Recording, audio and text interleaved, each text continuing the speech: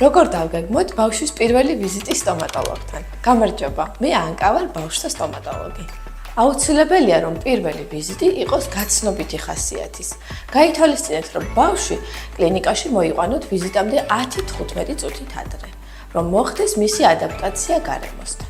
გაცნობითი ვიზიტის დროს პატარა პაციენტი ათვალიერებს ახალ გარემოს, ინსტრუმენტებს, სტომატოლოგიურ სავარძელს და ხდება მისი პირველადი კომუნიკაცია ასისტენტთან და ექიმ სტომატოლოგთან. პირველადი ვიზიტის დროს ექიმი სტომატოლოგი აფასებს საერთო მდგომარეობას, როგორც პირისწყლის, ასევე ბავშვის ფსიქოემოციურ მდგომარეობას და ადგენს სამომავლო მკურნალობის გეგმას.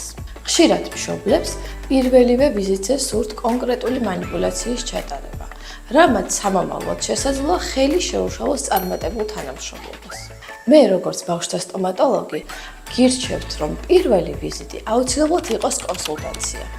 ეს შედეგად მოგცემს იმას, რომ ბავშვი კლინიკიდან წავა პოზიტიური განწყობით და მას კვლავ სურვილი ექნება ჩვენთან დაბრუნების და სამომავლო თანამშრომლობის.